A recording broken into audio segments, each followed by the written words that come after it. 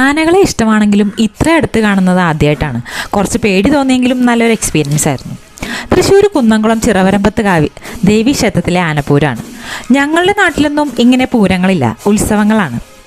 Maximum 7-9 ആനകൾ എഴുന്നള്ളിച്ച് കാഴ്ച ശ്രീബലിയാണ് നടത്താറ്. ചിറവരമ്പത്ത് 2 ദിവസമായിട്ടാണ് ആഘോഷം. കുംഭമാസത്തിലെ 2ാമത്തെ ഞായറാഴ്ചയാണ് ആനപ്പൂരം, തൊട്ടടുത്ത ദിവസം വേലപ്പൂരം. ഫസ്റ്റ് ആനപ്പൂരം.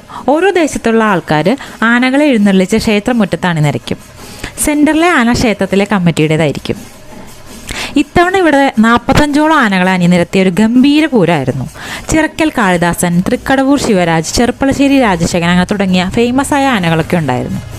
ഇത്രയും ആനകളെ ഒരുമിച്ച് കാണാത്ത എനിക്ക് ഇതിലെങ്ങാനും ഒരു ആന ഓടിയാലോ എന്നുള്ള ടെൻഷനായിരുന്നു. ടെൻഷൻ മാറ്റാൻ ഒരു തണ്ണിമത്തനും കോളിഫ്ലവറും തട്ടി. അതിപ്പോൾ പൂരായാലും പെരുന്നാളായാലും ഫുഡില്ലാണ്ട് നമുക്കെന്താ ആഘോഷം?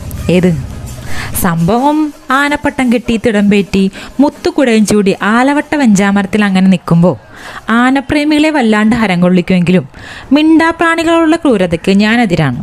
ഫ്യൂച്ചറിൽ ഇതിനൊരു ആൾട്ടർനേറ്റീവ് കൊണ്ടുവരണം എന്നാണ് എൻ്റെ അഭിപ്രായം. നിങ്ങളുടെ അഭിപ്രായം ഒന്ന് കമൻറ്റ് ചെയ്യണേ. അങ്ങനെ പൂരമൊക്കെ കഴിഞ്ഞ് ആന മടങ്ങി, കൂടെ ഞങ്ങളും. ഇനി നാളെയാണ് വേലപ്പൂരം, അതിൻ്റെ വിശേഷങ്ങൾ പുറകെ ഉണ്ട്.